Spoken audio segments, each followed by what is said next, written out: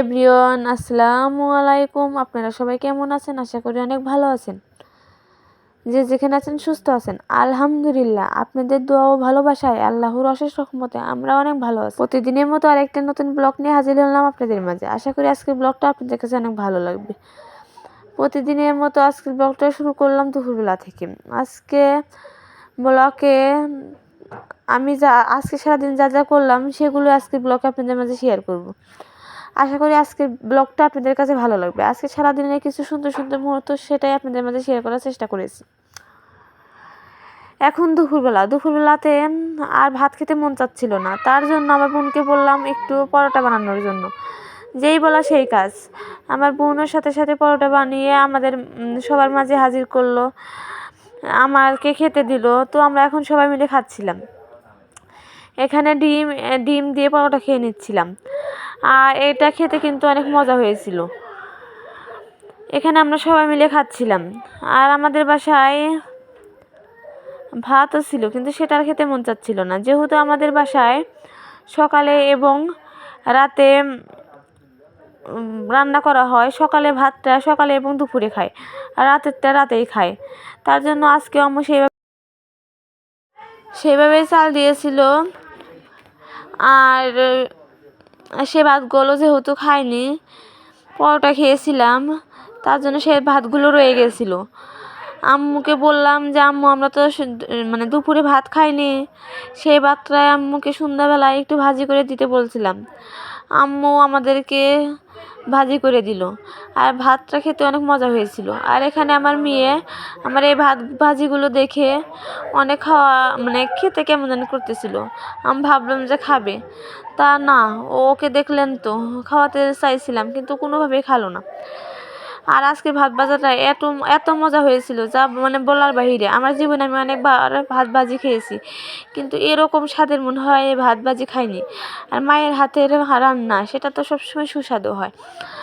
আজকে রান্নাটা অনেক সুন্দর হয়েছিল, অনেক মজা হয়েছিল। আর এখানে 2টা বেগুন ভাজিও করে দিয়েছি। এখানে 2টা বেগুন ভাজি দিয়েছে, সেই বেগুন ভাজি দিয়ে এখন আমরা সবাই মিলে খেয়ে নিচ্ছিলাম।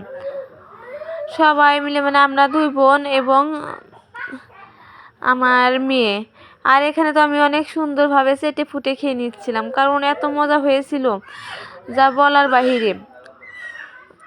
একদম পুরোটাই শেষ করে দিয়েছি একদম। আর এখানে আমার মেয়েটা ফোন দেখতেছিল, ওই কোনোভাবে ভিডিও করতে দিচ্ছিল না। আর এখন আমি ভিডিওটা শেয়ার করছি পরের দিনের। এটা হচ্ছে পরের দিনের ভিডিও। পরের দিন আমার আম্মু সকালে কাপড় চোপড় ধুয়ে নেড়ে দিয়েছিল, কারণ আমার আম্মু একটু বাজারে যাবে। প্রতিদিনই সকালে কাপড় চোপড় নেড়ে দেয়, কিন্তু আজকে আর একটু সকালে ঘুম থেকে উঠে কাপড় চোপড়গুলো ধুয়ে নেড়ে দিয়ে হাতে সব কাজ শেষ করে আজকে একটু বাজারে যাবে, মার্কেটে যাবে, কিছু কেনাকাটা করবে। ওরকম কোনো কিছু না, একটু ব্যাংকে যাবে, ব্যাংকে একটু কাজ আছে, সেজন্য যাবে। তার জন্য সব কাজ আজকে সকালে করে দিয়েছি। আর এখানে তারপরও এখানে শীত পড়ে গিয়েছে, শীতের সকল কাপড় চোপড় ধুয়ে নেড়ে দিতে হয়। যদি একটু দেরিতে দেওয়া হয়, সেরকম তো এখন আর রোদ ওঠে না, কাপড় চোপড়গুলো ভালোভাবে শুকায় না। তার জন্য এখন সকালেই ধুতে হয়। আমাদের গ্রামগঞ্জে তো এখন অনেক শীত পড়েছে। আপনাদের এলাকাতে কেমন শীত পড়েছে সেটা অবশ্যই আপনারা কমেন্টে জানাবেন। আর আমি দুপুরবেলা আমি গোসল করে কাপড় নেড়ে দিতে গিয়েছিলাম, তখনই দেখি যে সব কাপড় চোপড় শুকিয়ে গেছে। তো আমি আমার কাপড় চোপড়গুলো নেড়ে দিয়ে আমি সব কাপড় চোপড় উঠা নিয়ে এলাম, কারণ সেই সময় আমার মেয়েটাও ঘুমাচ্ছিল। আমি অবসর সময় পেয়েছিলাম, তার জন্য আমি সব কাপড় চোপড় উঠিয়ে আমার মেয়ে এবং আমার ভাইয়ের কাপড় চোপড়গুলো ভালোভাবে গুছিয়ে নিচ্ছি। এখানে অনেক কাপড় চোপড়, ওরা প্রতিদিন অনেক কাপড় চোপড় নষ্ট করে। এখানে তো আপনারা দেখতে পাচ্ছেন অনেকগুলো খাতা। এখন আমি সবগুলো কাঁথা, প্যান্ট এবং গেঞ্জি সব জায়গায় রেখে দিচ্ছি। পায়জামাগুলো এক জায়গায় রাখছিলাম, গেঞ্জিগুলো এক জায়গায় রাখছিলাম এবং কাঁথাগুলো এক জায়গায় রাখছিলাম। সবগুলি ভালোভাবে ভাঁজ করে নিচ্ছিলাম। আমি প্রতিনিয়ত এইভাবে বাচ্চাদের কাপড় চোপড় গুছিয়ে রাখি। কারণ আমাদের বাসায় অনেক মানুষ, আমরা মা মেয়ে, আমার আম্মু, আমার 2 বোন, আমার ভাই সবাই মিলে অনেক মানে অনেক লোকজন, সবার কাপড় চোপড় ঘরে একদম ভর্তি। তো এলোমেলো করে রাখলে খুঁজে পাওয়া যায় না কোনটা কোথায় রাখা হয়েছে। আর এইভাবে ভাঁজ করে রাখলে মানে হাত দিলেই পাওয়া যায়। তাই আমি প্রতিনিয়ত এইভাবে গুছিয়ে রাখি। আমার আম্মু এরকমভাবে গুছিয়ে রাখে, আমার মায়ের থেকে শেখা। তো আমি যতদূর পারতেছিলাম ভালোভাবে ভাঁজ করে নিচ্ছিলাম। আর এখানে আমার মেয়েটাও ঘুমাচ্ছিল, সেই ফাঁকে এগুলো ভাঁজ করে নিচ্ছিলাম। ভাঁজ করতে করতে একবার আমার মেয়েটা উঠেও গিয়েছিল, তখন আমি এগুলো ভাঁজ করা ছেড়ে ওকে ঘুম নোয়াতে গিয়েছিলাম। ওকে একটু খাওয়ালাম, খাইয়ে ঘুম পাড়াতে না পাড়াতে আবার উঠে গেছে, তখন আর ঘুম নোয়ালাম না। এখন আর বাবাকে ঘুম না পাড়িয়ে ওকে একটু খেলতে দিলাম। আর বিপদ কখন আসে সেটা বলাই যায় না, দুর্ঘটনা কখন হয় কিভাবে হয় সেটা বলাই যায় না। আমার মেয়েটা ঘুম থেকে উঠলো, ওকে ভালো মানুষ নামিয়ে দিলাম। ও খেলতে খেলতে এমনভাবে পড়ে গিয়েছে, ওর ঠোঁটটা কেটে অনেক রক্ত বের হয়েছে। আর মেয়েটা অনেক কান্না করতেছিল। যাই হোক, যাই হওয়া ভালোর জন্যই হয়। আমার মেয়েটাকে আল্লাহ সুস্থ রাখুক, সবল রাখুক, ভালো রেখুক, এই দোয়া করি। আপনারা আমার মেয়েটার জন্য দোয়া করবেন। আর এখন আমার বোন, আমি এক পাশে কাপড় চোপড় ভাঁজ করলাম, আর এক পাশে আমাদের বাড়ির একটা প্রতিবেশী, সেই প্রতিবেশীর মেয়েটাকে আমার বোন অনেক সুন্দরভাবে মেহেদি দিয়েছে। সেই মেহেদি দেওয়াটা অনেক সুন্দর হয়েছে, সেই তার একটু ভিডিও ক্লিপ আপনাদের মাঝে নিয়ে নিলাম। আর এখন পরের দিনের আমি বলেছিলাম যে আমার আম্মু উল্লাপাড়া যাবে কিছু কেনাকাটা করতে, এবং উল্লাপাড়া ব্যাংকে আম্মু একটু গিয়েছিল। আমাদের এখানে মার্কেট উল্লাপাড়া, আর ব্যাংকও উল্লাপাড়া, আমাদের এখান থেকে অনেক দূর।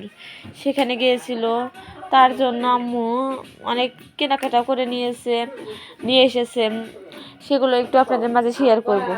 আর আমাদের বাসায় আপনারা ভিডিও যারা রেগুলার দেখেন তারা বলবেন যে প্রতিদিনই কি বাজার করেন?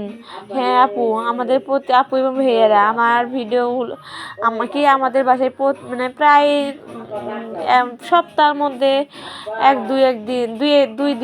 একদিন পর মানে সপ্তাহে 2 দিন বাজার করতে হয়। কারণ আমাদের বাসায় যেহেতু ছেলে মানুষ নেই, প্রতিদিন অত কাকে হাত ধরবে, কাকে হাত দেওয়াবে বলবে বাজার করার জন্য। তার জন্য আমার আম্মুই চলে যায় বাজার করে নিয়ে এসে। আজকেও অনেক কিছু বাজার করে নিয়েছে, সেগুলো আপনাদের মাঝে শেয়ার করলাম। মাঝে মাঝে আমার নানাও বাজার করে দেয়, যেহেতু আমাদের নানির বাড়ির পাশে নানাও বাজার করে দেয়, এবং আমার কাকাও বাজার করে দেয়। তো প্রতিদিন তো তাদেরকে বলা সম্ভব না, তার জন্য আমার আম্মুই যা করে বাজার করে নিয়ে আসে, নিজের মন মতো বাজার। অন্যকে দিয়ে ঠিক তেমন মন মতো বাজার করে আনা হয় না। আর এখানে আম্মু অনেক কিছু বাজার করে নিয়েছে। আর কলা তো মাস্ক, মানে আম্মু কোনো জায়গায় গেলে কোনো কিছু কিনুক বা না কিনুক, কলাটা কিনবেই। আর এখানে আম্মু কলা কিনে এনেছে, মুয়া কিনে এনেছে, মুড়ির মুয়ো। আর শীতের জন্য নারিকেল কিনে এনেছে, গুড় কিনে এনেছে, ধনিয়া পাতা কিনে এনেছে, ডাল কিনে এনেছে। আমাদের বাসায় গরু পালা হয়, সে গরুর জন্য ওষুধ আনা হয়েছে, এবং আমার নানার জন্য জুতা এবং একটা শার্টের পিস কিনে আনা হয়েছে। আর আমাদের টয়লেটে ব্যবহার করার জন্য একটা জুতাও কিনে এনেছে। সব মিলে আলহামদুলিল্লাহ অনেক কিছুই কিনে এনেছে। টমেটো সস এবং ভ্যানিলা এসেন্স সেটাও কিনে এনেছে, সেটা একটু পরে আপনাদের মাঝে শেয়ার করতেছি।